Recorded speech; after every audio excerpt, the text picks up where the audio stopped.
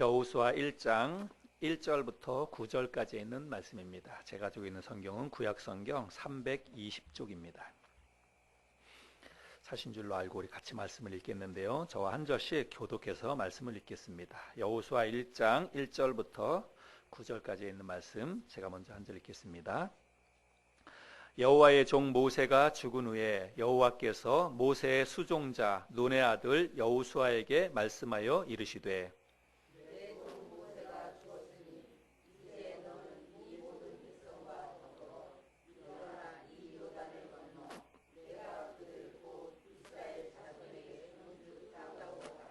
내가 모세에게 말한 바와 같이 너희 발바닥으로 밟는 곳은 모두 내가 너희에게 주었노니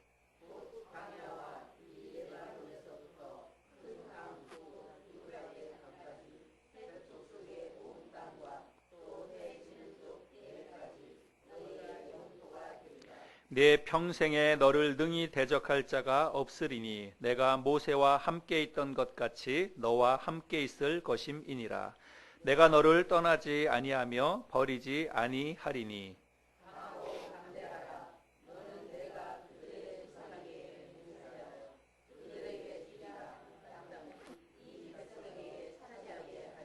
오직 강하고 극히 담대하여 나의 종 모세가 네게 명령한 그 율법을 다 지켜 행하고 우로나 좌로나 치우치지 말라. 그리하면 어디로 가든지 형통하리니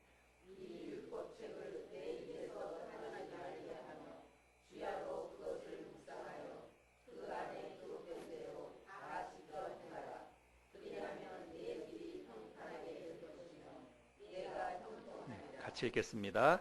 내가 네게 명령한 것이 아니냐. 강하고 담대하라.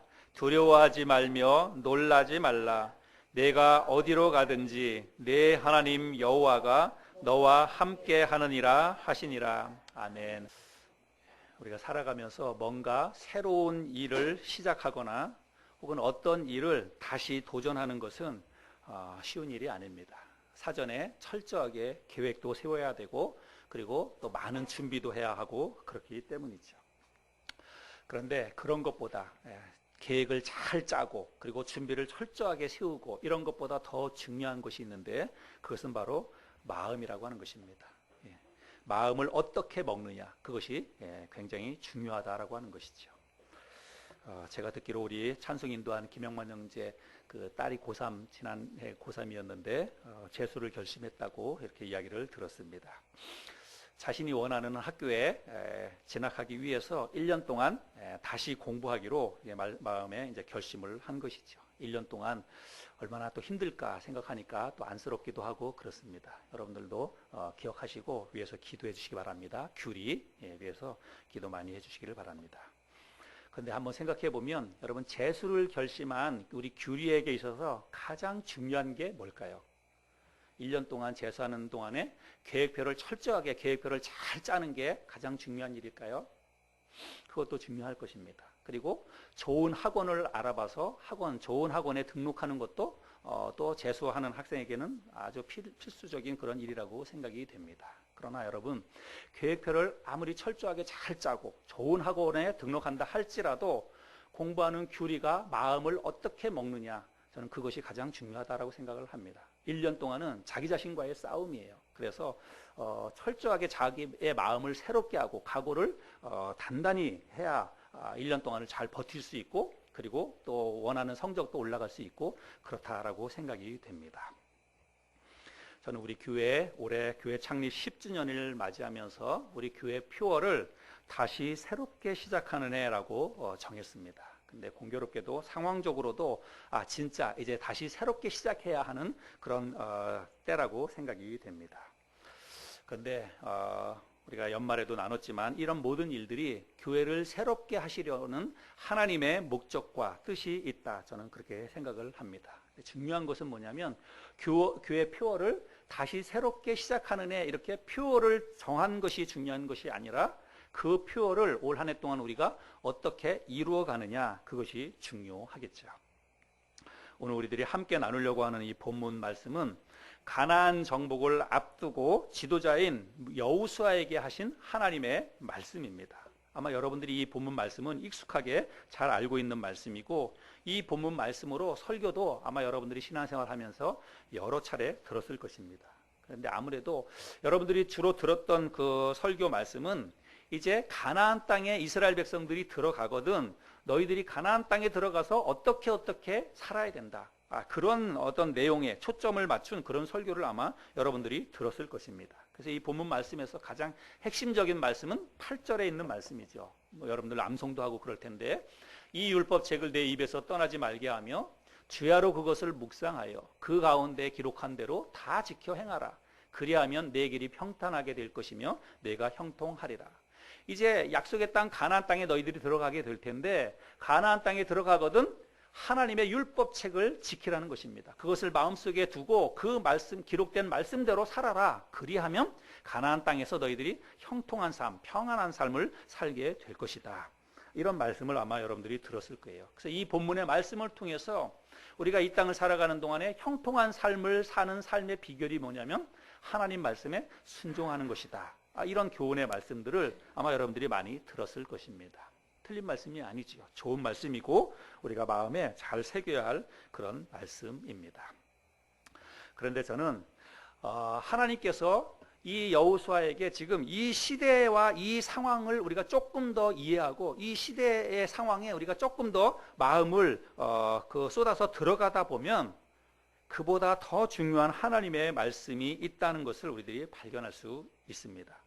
하나님께서 왜 여호수아와 이스라엘 백성들에게 지금 이 한 곳에 모아놓고 하나님이 지금 하시고자 하는 말씀의 의도가 무엇일까? 가나안 땅에 들어가면 너희들이 내 말씀을 지켜서 잘 살아야 된다. 물론 그런 말씀도 지금 하고 계시지만 어떤 지금 시대 상황을 우리가 이해하고 그 시대 상황으로 한번 그 접근에 들어가 보면 하나님이 하시는 말씀의 의도, 첫 번째 의도는 그것보다 다른 것에 있다라고 하는 것들을 우리가 조금 알 수가 있습니다. 자, 그러면 우리가 그 시대, 그 상황으로 우리의 마음을 한번 좀 가져가 봤으면 좋겠습니다. 여러분, 지금 이스라엘 백성들이 모여 있는 곳은 어디인가요? 이스라엘 백성들이 지금 모여 있는 곳은 요단 동편에 있는 모압 평지라고 하는 곳에 모여 있습니다. 요단 강을 사이에 두고 요단 강을 넘어서 서쪽으로 가면 가나안 땅입니다. 그들이 궁극적으로 들어가서 정복해야 될 가나안 땅이고, 지금 있는 이 이스라엘 백성들이 있는 곳은 요단 강을 건너기 전에 요단 강 동편에 있는 모압 평지라고 하는 것입니다. 그러니까 이제 이 사람들에게, 이스라엘 백성들에게 마지막 남은 관문은 뭐냐면 요단강을 건너가는 거예요. 요단강을 건너는 것이 그들에게 남겨져 있는 마지막 관문입니다. 요단강만 건너가면 이제 가나안 땅, 약속의 땅 가나안에 들어갈 수 있는 것입니다. 근데 여러분, 요단강을 건너는 것은 그들에게 있어서 큰 문제가 되지 않습니다. 여러분, 이스라엘 백성들이 지나오는 동안에 홍해바다 건넌 사건을 우리가 기억하지요. 홍해바다에 비하면 요단강은 아무것도 아니에요. 그 당시에도 곡식을 거둘 그런 시기에 요단강이 언덕까지 찼다라고 이야기하지만 아무래도 요단강은 홍해바다에 비하면 그 요단강을 건너는 것은 정말 아무 문제도 되지 않는다는 것입니다. 그런데 정작 문제는 뭐냐면 요단강을 건넌다는 것은 어떤 의미냐면 그냥 건너가서 무조건 그냥 그들이 원하는 곳에 가서 집 짓고 사는 게 아닙니다. 그래서 요단강을 건넌다는 것은 건너가자마자 그들이 목숨을 건 전쟁을 치러야 한다는 그런 의미입니다. 가나안 땅에 살고 있었던 7 부족이 있습니다. 그 7 부족들과 함께 목숨을 걸고 치열한 전쟁을 해서 살아남아야 되는 거예요. 그래야만 그 땅에서 그들이 살 수가 있는 것입니다. 근데 여러분, 가나안 땅에 지금 살고 있는 7 부족의 입장에서 한번 생각해 보세요. 전혀 알지도 못하는 저 이스라엘 백성들이 이제 자기네 영토를 지금 침범해 오는 것입니다. 그러니까 그들의 입장에서 보면은 이게 지금 가만히 있을 수 있는 상황이 아니라고 하는 것입니다. 그들이 어떻게 해서든지 저들을 물리치고 사생결단하고 막아서게 될 것입니다. 자, 여러분, 그러면 여러분 누가 더 강할까요? 한번 여러분 생각해 보세요. 가나안 땅에 지금 살고 있는 오래전서부터 털을 잡고 있었던 7 부족, 그 사람들하고 이스라엘 민족들, 새로 오는 이스라엘 민족들하고 여러분 누가 더 강할까요? 이건 생각할 것도 없습니다. 비교 자체가 안 되는 것입니다. 지금 이스라엘 민족은 여러분 40년 동안 광야에서 뺑뺑이를 돌다가 왔습니다. 그리고 겨우겨우 이제 살아난 사람들이에요. 전쟁을 치르는 것은 고사하고 지금 그들에게는 먹고 살 식량도 지금 변변하게 준비가 되어 있지 않습니다.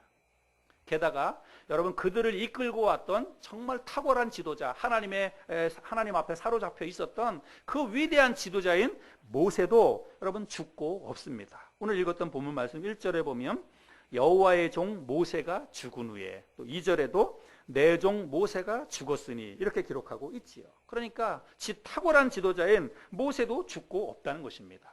이제 그들이 전쟁을 치르고 땅을 정복해야 하는 그야말로 엄청난 새로운 도전을 앞에 두고 있는데, 그들이 하늘처럼 믿고 따랐던 그 위대한 지도자인 여러분 모세를 잃었다는 것은 그들은 정말 전부를 잃었다고 하는 것과 별반 다르지 않습니다.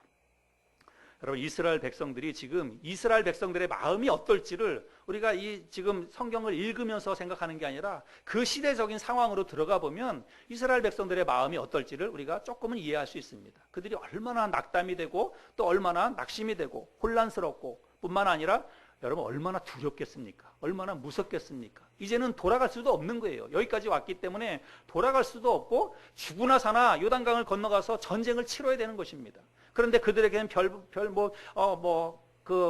아무 무기도 없습니다. 그리고 전쟁을 이끌 만한 지도자인 모세도 죽고 없습니다. 그리고 지금 있는 이스라엘 백성들, 여기 모여있는 이스라엘 백성들 중에서 여러분 가장 나이 많은 사람이 몇 살일까요? 이스라엘 백성들 가운데에서, 지금 있는 이스라엘 무리들 가운데서 가장 나이 많은 사람은 여호수아와 갈렙 두 사람을 빼면 가장 많이 많은 사람이 40이에요. 40세. 40세도 안 됐을 것입니다. 광야 생활 전체가 40년이니까. 그러니까 거기 있는 사람들은 새파랗게 젊은 사람들이고 한 번도 전쟁을 치러보지 않은 사람입니다. 경험이 없는 사람들이에요. 그런 젊은 사람들이 이 정말 목숨을 건 전쟁을 치러야 되는 상황 앞에서 여러분 얼마나 마음이 두렵고 또 무섭고 떨리고 그랬겠습니까? 그리고 요단강을 건너가면 그들에게 무슨 일이 일어날지, 거기에 어떤 사람들이 살고 있을지 이들에게는 아무런 정보도 주어지지 않았습니다. 그야말로 한 치 앞도 내다볼 수 없는 깜깜한 미래지요. 참담한 현실입니다. 여러분, 이것이 바로 지금 이스라엘 민족이 처해 있는 지금 당장의 현재 상황이라고 하는 것입니다.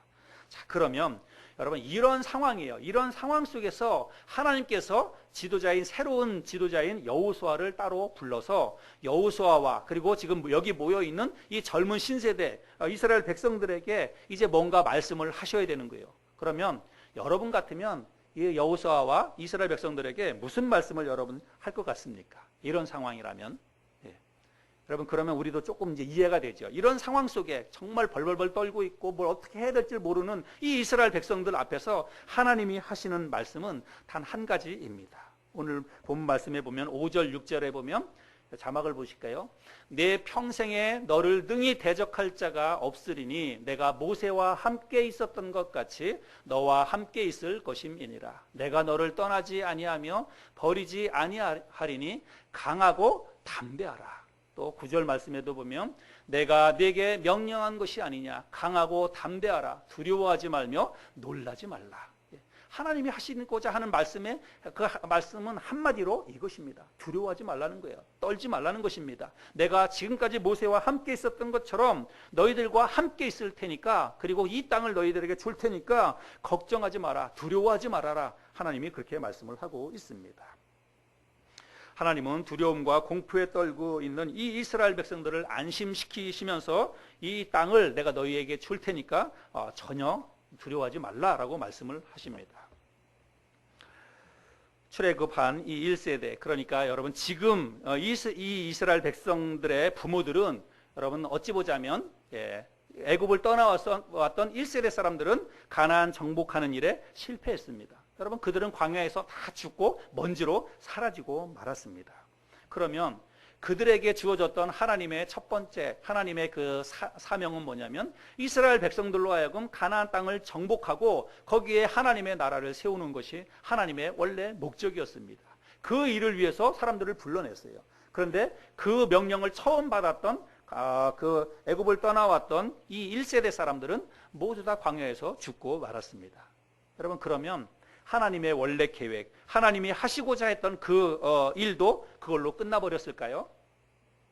그렇지 않다는 것입니다. 하나님의 위대한 계획, 가나안 정복에 대한 하나님의 계획과 하나님의 사역은 여러분 아직 끝나지 않았습니다. 이제 하나님은 그 위대한 일을 그들의 자녀들을 통해서 다시 새롭게 이루시기를 원한다는 것입니다.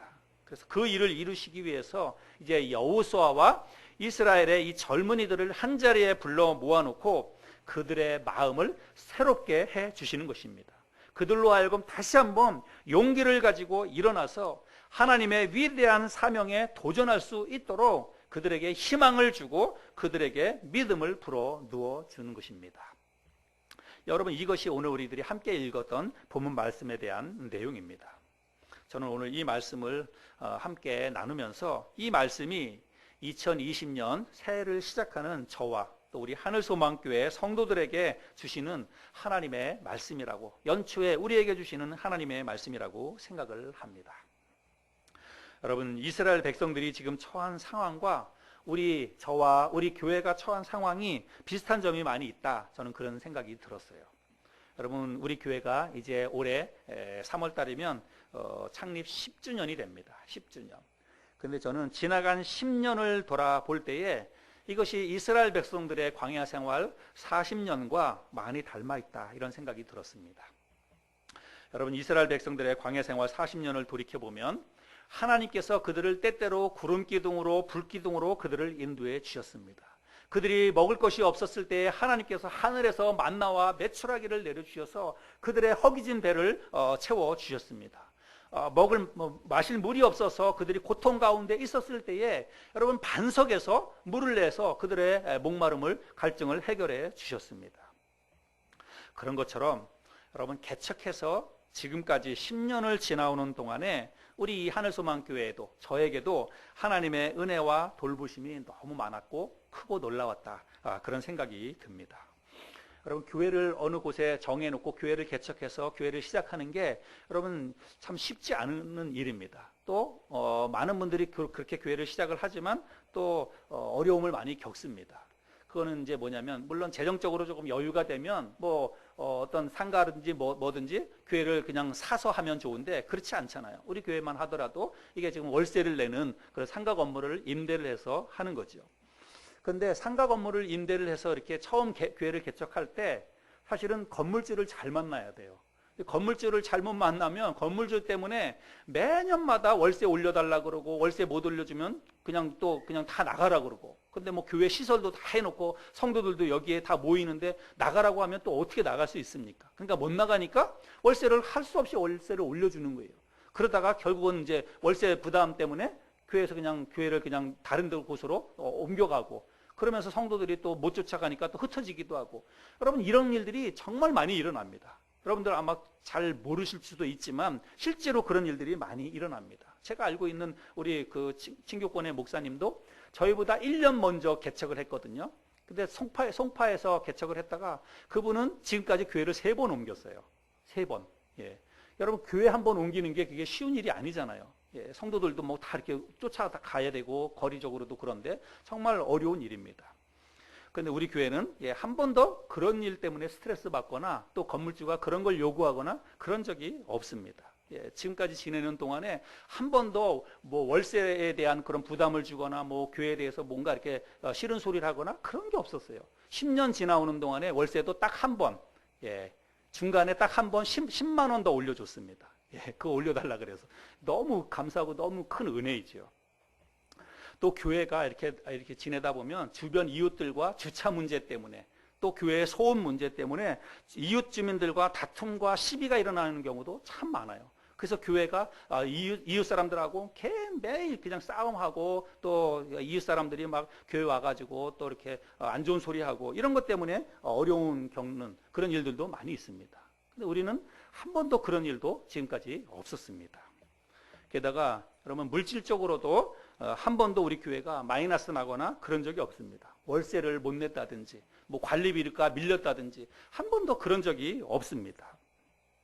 많은 액수는 아니지만 우리가 개척 초기부터 시작해서 꾸준히 선교사들을 재정적으로 후원하고, 또 우리와 같은 이 개척교회를 우리도 개척교회지만 우리가 또 다른 개척교회를 후원하는 그런 일들도 우리 교회가 꾸준히 그렇게 하고 있습니다. 그래서 제가 교회를 개척해서 처음부터 시작해서 우리 작은 교회이지만 10명의 선교사를 후원하고 10곳의 개척교회를 후원하는 교회가 되었으면 좋겠다. 그렇게 정해놓고 저기 옆에 이제 표어도 붙여놓고 그렇게 하고 있죠. 지금 우리 교회가 후원하고 있는 그런 선교사들과 또 그 개척교회들을 지금 이제 붙여놨습니다. 그래서 지금 뭐 그렇게 목표치대로는 다 되고 있지 않지만 선교사 7분 그리고 개척교회 한 5곳 그렇게 지금 우리 교회도 후원을 하고 있습니다. 우리도 후원을 받고 10년 동안을 지내왔기 때문에 꾸준히 이런 일들을 하고 있는 것입니다. 여러분 이런 것들이 그냥 저절로 되는 게 아닙니다. 정말 하나님의 은혜가 있어서 지금까지 왔다 생각하고 또 이 일에 함께 동참한 사랑하는 성도님들의 헌신과 또 섬김과 인원이 많지 않지만 우리가 함께 짐을 나눠지는 이런 믿음으로 인해서 이런 일들을 잘 감당할 수 있었다라고 생각이 됩니다. 제가 설교를 준비하면서 자료들을 찾아보니까 2017년에 국민일보 자료에 보니까 여러분 한 해 문 닫는 교회가 3,000개 정도 된다고 합니다. 1년 동안 한국에서 교회 문을 닫는 교회가 3,000개 정도 된다고 합니다. 또 예수교 장로교 합동 측에서 자료를 냈는데 2008년부터 2017년까지 10년간의 자료를 조사를 했습니다. 근데 10년 동안에 교회가 몇 개가 개척이 됐냐면 1,502개, 1,502개의 교회가 10년 동안에 세워졌다고 합니다. 그런데 동일한 기간 동안에 문 닫은 교회가 몇 개냐면 1,057개의 교회가 문을 닫았다고 합니다. 예, 여기 도표가 나와 있는 대로 파란 색깔은 교회가 세워진 것이고 그리고 또 주황 색깔은 같은 해에 교회가 문 닫은 것입니다. 그런데 교회가 세워진 것만큼 교회가 역시 문을 닫고 있다라고 하는 것입니다. 2017년에는 거의 같은 숫자예요. 그러니까 10개 교회가 세워지면 적어도 8개, 9개 교회는 문을 닫는다고 하는 것입니다.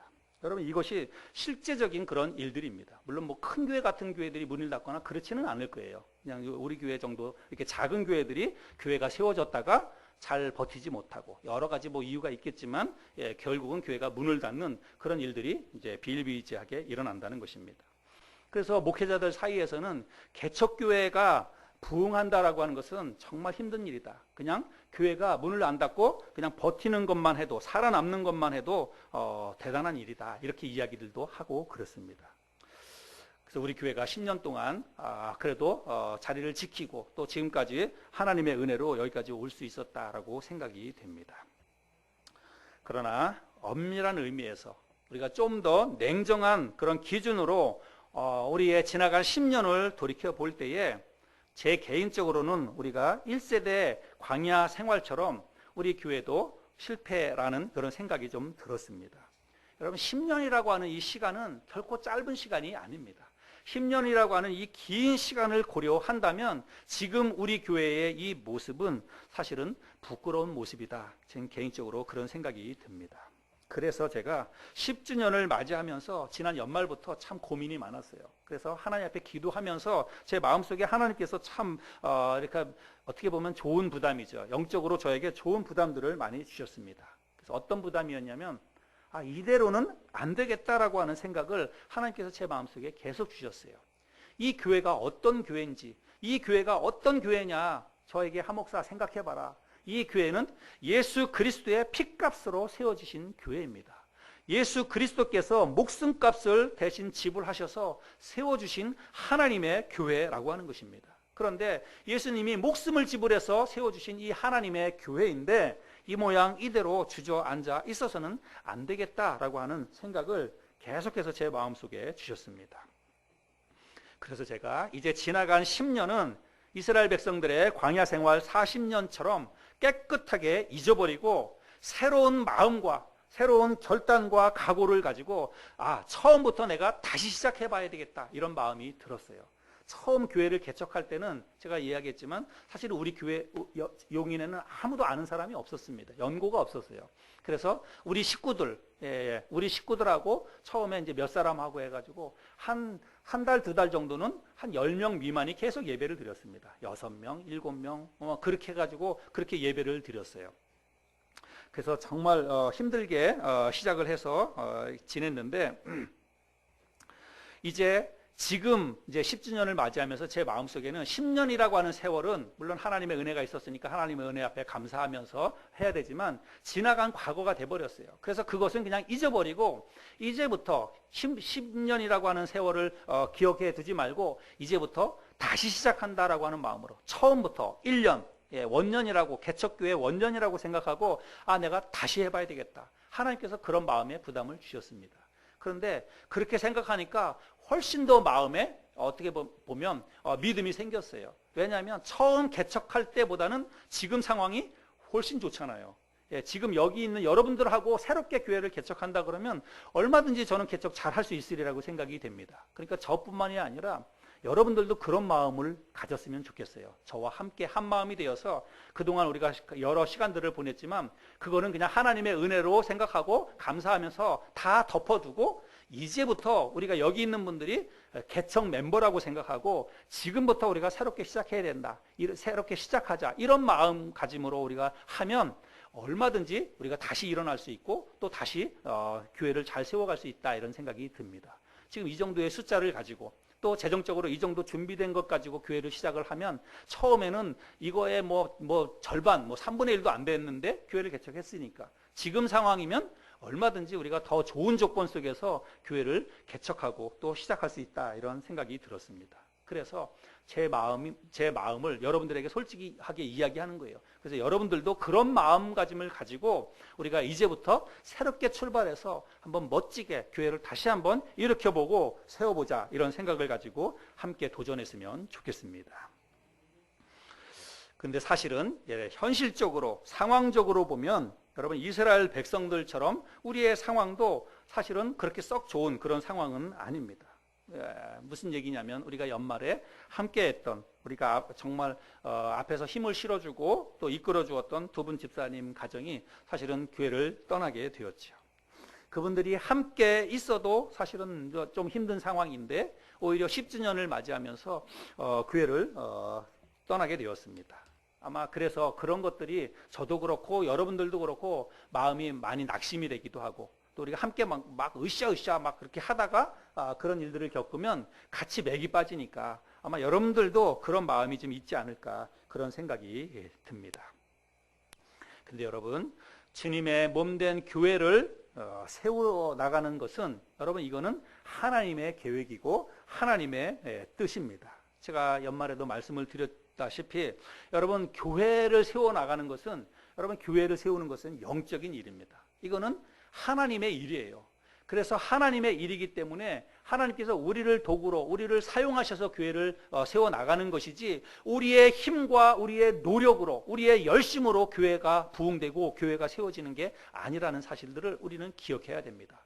여러분 제가 고린도전서에 있는 말씀을 가지고 나눴잖아요. 사도 바울이 고린도 지역에 가서 열심히 복음을 전해서 영혼들을 구원하고 그래서 고린도 교회가 세워졌습니다. 거기에 1년 6개월을 머물면서 교회를 세우고 열심히 성도들에게 복음을 전하고 그렇게 했어요. 그리고 나서 사도 바울이 그 고린도 지역을 떠나면서 이제 아볼로라고 하는 사람을 담임 목사로 세우고 그 아볼로가 그 교회의 담임 목사가 되어서 교회 성도들을 돌아보고 잘 이렇게 교회를 일으켰습니다. 그런데 하나님께서 뭐라고 얘기하냐면 바울이 고린도 성도들을 향해서 뭐라고 얘기하냐면 나는 심었고 아볼로는 물을 주었으되 자라나게 하시는 분은 하나님이시다 이렇게 말씀을 합니다. 그래서 여러분 심는 이나 그리고 물 주는 이는 아무것도 아니로되 자라나게 하시는 분은 오직 여호와 하나님이라 이렇게 말씀하고 있습니다. 제가 그 말씀을 보면서 그래 교회를 일으키고 교회를 부흥시켜 주시고 교회를 세워나가는 것은 결국 사람의 노력이나 사람의 힘으로 되는 게 아니라 하나님의 역사이구나. 하나님이 복을 주시고 하나님이 축복해 주셔야만 교회가 일어나는 거구나 라고 하는 것을 깨닫게 됐어요. 우리가 가만히 있으면 안 되지요. 우리는 열심히 심고 물을 주는 일을 해야 합니다. 그러나 철저하게 우리의 마음속에 기억해야 되는 것은 교회를 부흥시켜 주시고 하나님의 교회를 세워나가시는 분은 하나님이라고 하는 거예요. 그래서 우리에게 필요한 것은 뭐냐면 하나님께 대한 믿음입니다. 하나님께서 우리를 교회를 축복해 주시고 우리 교회를 다시 일으켜 주실 것이다. 사람은 비록 몇 사람이 떠나긴 했어도 그거와 상관없이 우리가 하나님께 대한 믿음만 우리가 잃지 않으면 하나님께서 우리 교회를 다시 일으켜 주실 것이다. 다시 새롭게 해 주실 것이다. 라고 하는 그런 마음의 확신이 들었습니다. 그래서 저와 여러분들도 그런 마음과 그런 기대감을 가지고 우리가 2010년을 그렇게 좀 출발했으면 좋겠어요. 함께 하던 분들이 같이 자리에 없고 또 주일날 같이 왔을 때 없기 때문에 마음의 허전함도 있고 아마 그런 마음들이 있겠지만 여러분 이제는 지나갔습니다. 그런 마음을 가지고 계속해서 그 마음을 붙잡고 있는 것은 전혀 도움이 되지 않습니다. 하나님께서 일으켜 가시는 하나님의 일에 오히려 방해가 될 뿐입니다. 저도 처음에는 솔직히 좀 걱정이 됐어요. 그분들이 그 집사님 두 분 가정이 사실은 교회에서 좋은 영향을 많이 미쳤고 또 여러분들에게 또 앞서서 일들을 많이 이끌어갔죠. 그래서 어떻게 보면 교회가 사실은 그분들 중심으로 교회가 운영이 되고 앞서서 이끌어가고 지금 여기 계신 분들은 주로 수동적으로 따라가는 그분들을 따라가는 그런 입장이었다 이런 생각이 듭니다. 그런데 이제 그분들이 갑자기 또 교회를 떠나게 되니까 아마 지도자 모세를 잃었을 때 이스라엘 백성들이 느끼는 것과 같은 아마 그런 마음들이 여러분들에게 있지 않았을까 이런 생각이 듭니다. 그래서 저도 사실은 정말 성도들이 맥이 빠지고 또 성도들이 다 이렇게 풀이 죽어서 기운을 못 차리고 그러면 어떻게 할까 그런 마음 때문에 걱정도 사실은 들었어요. 그런데 여러분들을 통해서 제가 많이 위로를 받고 힘을 받았습니다. 그래서 그 집사님들 두 분 가정이 떠난다고 하는 이야기를 듣자마자 여러 자매님들이 성도님들이 저와 제 아내에게 문자를 보내고 전화를 하고 그래서 목사님 걱정하지 마세요. 우리가 있잖아요. 우리가 더 열심히 할 테니까 힘내세요. 이렇게 위로를 막 해주는 거예요. 다. 그리고 그 다음서부터 제가 이제 몇 주를 보냈지만 여러분들의 어떤 마음가짐과 또 교회에 대한 생각과 이것이 달라지는 것을 제가 느꼈습니다.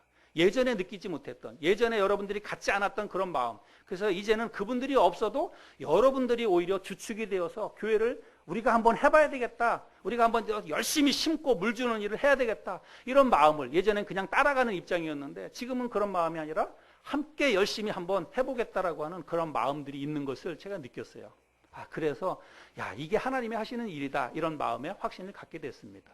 아마 이런 일들을 우리가 겪지 않았다면 아마 여러분들이 계속해서 어쩌면 그냥 수동적으로 그냥 교회만 왔다가 가고 또 그냥 그분들을 그냥 따라가는 그런 입장이지 않았을까 이런 생각도 듭니다. 그러나 하나님께서 이제는 정말 사람 의지하지 말고 정말 한 마음이 되어서 교회가 그리스도 안에서 우리가 한 가족이니까 모두가 사랑으로 한 마음이 되어서 열심히 교회를 일으켜가는 그런 계기로 하나님께서 이런 기회를 우리에게 주시지 않았나 이런 생각이 듭니다.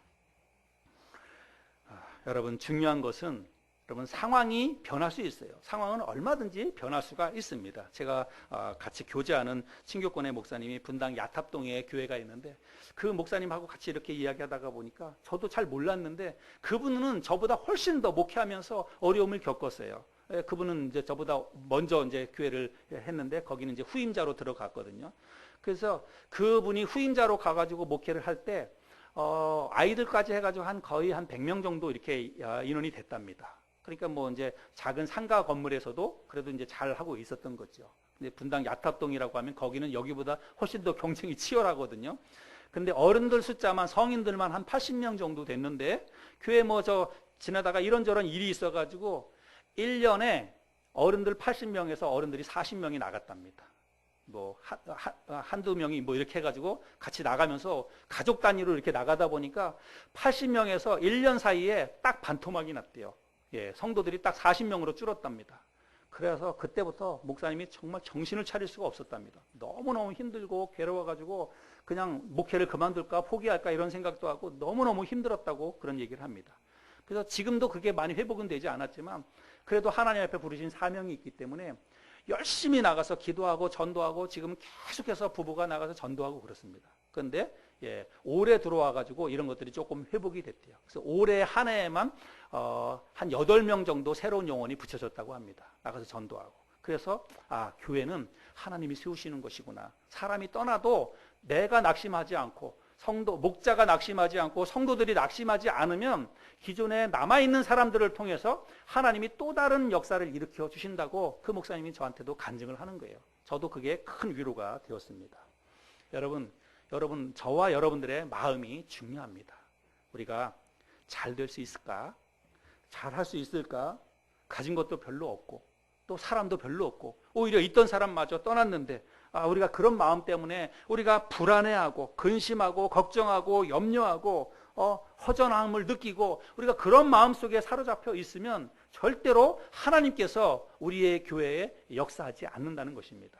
이런 마음을 다 떨쳐버려야 돼요. 이거는 인간적인 생각입니다. 하나님은 한 사람을 통해서도 위대한 민족을 이룰 수 있는 분이시고 한 사람을 통해서도 세계 선교를 이룰 수 있는 분이 하나님이십니다. 교회는 하나님이 세워 가시는 거예요. 그래서 우리가 우리의 마음속에 있는 근심, 걱정, 염려, 불안한 마음, 두려움, 초조함, 허전함, 여러분 이런 걸 깨끗이 싹 털어버리고 하나님이 이루어 가실 것이다라고 하는 마음의 확신을 가지고 우리가 하나님 앞에 기도하는 마음으로 우리가 사역을 이루어 가야 한다는 것입니다. 그래서 올 한 해 동안 여러분 우리가 하나님이 우리에게 주실 앞으로 10년 후에 우리 교회의 모습을 우리가 상상하고 또 그것을 그리면서 힘차게 다시 한번 새롭게 출발할 수 있는 그런 올 한 해가 될 수 있기를 바랍니다. 우리가 그렇게 마음에 있는 여러 가지 생각들, 부담들, 또 걱정하는 거 이런 거 다 떨쳐버리고 하나님이 이루실 것이다. 하나님이 함께 하실 것이다. 지금까지도 하나님이 함께 하셨듯이 앞으로 더 큰 은혜와 축복으로 우리를 붙잡아 주시고 우리 교회를 일으켜 주실 것이라고 하는 믿음을 가지고 우리가 더 그리스도 안에서 서로 사랑하고 더 격려하고 더 열심히 한 발짝씩 더 교회 안에 들어온다면 하나님께서 이전에 우리가 10년 동안 경험해 보지 못했던 더 크고 놀라운 은혜와 역사를 반드시 일으켜 주시리라고 믿습니다. 그런 믿음으로 저와 함께 올 한 해를 열심히 사역해 나가는 저와 여러분들이 될 수 있기를 바랍니다.